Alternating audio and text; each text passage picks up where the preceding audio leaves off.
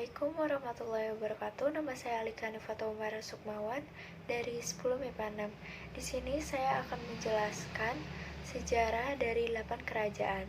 Yang pertama yaitu Kerajaan Sriwijaya. Sriwijaya adalah salah satu kemaharajaan bahari yang pernah berdiri di Pulau Sumatera dan banyak memberi pengaruh di Nusantara. Kerajaan Sriwijaya bermula dari daerah pantai timur Sumatera yang menjadi jalur perdagangan dari India. Lambat laun, pusat-pusat perdagangan tersebut berkembang menjadi kerajaan-kerajaan kecil di sekitar abad ke-7 Masehi. Letak dari Sriwijaya sendiri masih dipersoalkan hingga kini. Pendapat yang cukup populer adalah yang dikemukakan oleh G. Codes pada tahun 1918 bahwa pusat Sriwijaya ada di Palembang. Sampai dengan hari ini, Palembang masih dianggap sebagai pusat Sriwijaya dengan banyak perdebatan. Pendirian Sriwijaya juga merupakan bagian yang sulit dipecahkan oleh peneliti, karena dalam sumber-sumber yang ditemukan tidak ada struktur genealogis yang tersusun rapi antar Raja Sriwijaya. Salah satu sumber sejarah Kerajaan Sriwijaya adalah prasasti-prasasti yang banyak ditemukan di sekitar wilayah Sumatera bagian selatan. Selain itu, terdapat pula beberapa prasasti yang ditemukan di Pulau Jawa. Selain prasasti yang ditemukan di Indonesia, banyak juga prasasti yang lainnya yang ditemukan di luar Indonesia. Yang kedua yaitu Kerajaan Majapahit. Kemaharajaan Majapahit adalah sebuah kerajaan yang berpusat di Jawa Timur, Indonesia yang pernah berdiri sekitar tahun 1293 hingga 1527 Masehi. Kerajaan Majapahit dibangun oleh Raden Wijaya dan berpusat di daerah Tarik, Sidoarjo, Jawa Timur. Kerajaan Majapahit adalah kerajaan Hindu-Buddha terakhir yang menguasai Nusantara dan dianggap sebagai salah satu dari negara terbesar dalam sejarah. Menurut negara Kertagama, kekuasaannya terbentang di Jawa, Sumatera, Semenanjung, Malaka, Kalimantan, hingga Indonesia Timur, meskipun wilayah kekuasaannya masih diperdebatkan. Masa kejayaan. Zaman kejayaan Kerajaan Majapahit terkenal dengan masa pemerintahan Hayam Wuruk, bergelar Sri Rajasa Negara, yang merupakan raja keempat Majapahit. Masa berakhir. Kerajaan Majapahit mengalami kemunduran sesudah Gajah Mada dan Hayam Wuruk wafat. Di antara para keluarga, mulai terjadi pertentangan mengenai hak waris dan tahta kerajaan dan perebutan kekuasaan, yang biasa dikenal sebagai paregreg. Peninggalan dan prasasti dari Kerajaan Majapahit yaitu yang pertama Candi Tikus, yang kedua Gapura Bajang Ratu, yang ketiga Kitab Negara Kertagama ditulis oleh Mpu Prapanca, dan masih banyak lagi. Yang ketiga yaitu Kerajaan Pajajaran. Kerajaan Pajajaran atau Kerajaan Sunda merupakan kerajaan Hindu yang terletak di Parahyangan, Sunda. Masa kejayaan. Tercatat ada 5 raja yang memimpin Kerajaan Pajajaran saat masih berkedudukan di Pakuan Pajajaran. Dari kelima raja yang memimpin tersebut, masa kejayaan terjadi pada saat Sri Baduga Maharaja menduduki singgasana raja. Kehidupan masyarakat Pakuan Pajajaran dapat dilihat melalui beberapa aspek seperti ekonomi, sosial, dan budaya. Yang pertama yaitu ekonomi.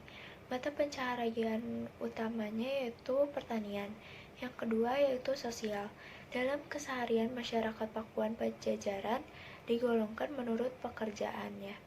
Yang ketiga yaitu budaya. Agama yang secara resmi dianut oleh kerajaan adalah agama Hindu, sehingga praktik hidup kesehariannya sangat kental dengan ritual keagamaan Hindu. Peninggalan. Peninggalan yang masih dapat disaksikan hingga kini adalah Kitab Cerita Parahyangan dan Kitab Sangyang Siksakanda serta Kitab Cerita Kidung Sundayana. Yang keempat yaitu Kerajaan Kutai.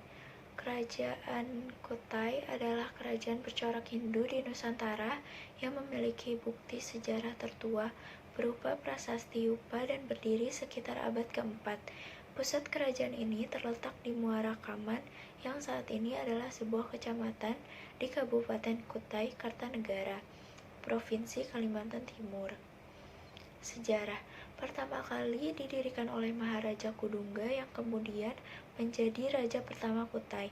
Kerajaan ini masuk ke kategori kerajaan Hindu tertua di Indonesia, yang diperkirakan masuk pada abad ke-5 Masehi dan mulai dibangun pada abad ke-4 Masehi.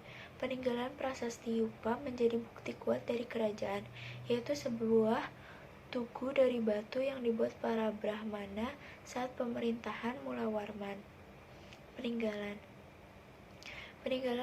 kerajaan Kutai diantaranya yaitu yang pertama Ketopong Sultan, yang kedua yaitu Kalung Uncal, yang ketiga yaitu Kalung Ciwa, yang keempat yaitu Pedang Sultan Kutai, dan yang kelima Keris Bukit Kang, dan masih banyak lagi. Yang kelima yaitu Kerajaan Tarumanegara. Tarumanegara atau Kerajaan Taruma adalah sebuah kerajaan yang pernah berkuasa di wilayah barat Pulau Jawa pada abad ke-5 hingga abad ke-7 Masehi. Tarumanegara merupakan salah satu kerajaan tertua di Nusantara yang meninggalkan catatan sejarah dan peninggalan. Taruma adalah kerajaan Hindu beraliran Wisnu. Kata Tarumanegara berasal dari kata Taruma dan Nagara. Nagara artinya kerajaan atau negara, sedangkan Taruma berasal dari kata Tarum, yang merupakan nama sungai yang membelah Jawa Barat yaitu Citarum. Pendirian Tarumanegara didirikan oleh Raja Dirajaguru Jayasingawarman pada tahun 358 ketika telah mendapatkan persetujuan dari Raja Jawa Barat. Peninggalan kerajaan ini banyak meninggalkan berbagai peninggalan yang menjadi bukti bahwa kerajaan ini pernah berdiri, yaitu peninggalan mencakup prasasti, topeng emas, dan sebagainya. Menariknya lagi, nama kerajaan ini sempat disebutkan dalam peninggalan dokumen atau naskah bersejarah di negeri Cina. Yang keenam yaitu Kerajaan Kalingga. Kerajaan Kalingga merupakan salah satu kerajaan bercorak Hindu-Buddha di Jawa. Kemunculannya diduga pada abad ke-6 Masehi, hampir bersamaan dengan pecahnya Kerajaan Tarumanegara. Sumber sejarah Kerajaan Kalingga dapat ditelusuri dari Candi Angin, Prasasti Tukmas, dan berita Cina dinasti Tang. Namun, kebanyakan peninggalannya tidak berisi informasi yang jelas dan hanya berupa potongan informasi yang sulit untuk diruntut. Berikut adalah berbagai peninggalan dari sumber sejarah yang dapat dicermati untuk mempelajari Kerajaan Kalingga. Yang pertama yaitu Prasasti Tukmas. Yang kedua yaitu Prasasti Sojomerto. Yang ketiga yaitu Candi Angin. Yang keempat yaitu Candi Bubrah, dan masih banyak lagi. Yang ketujuh yaitu Kerajaan Kadiri. Kerajaan Kadiri atau Kediri atau Panjalu adalah sebuah kerajaan yang terdapat di Jawa Timur antara tahun 1042 sampai 1222.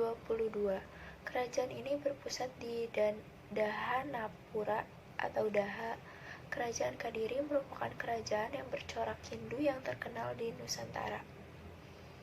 Sejarahnya, sebelum kerajaan menjadi dua, kerajaan yang dipimpin oleh Airlangga sudah memiliki nama Panjalu yang ada di Daha, sehingga kerajaan Janggala terlahir dari pecahan Panjalu, sedangkan Kahuripan merupakan nama kota lama yang ditinggalkan Airlangga lalu menjadi ibu kota Janggala.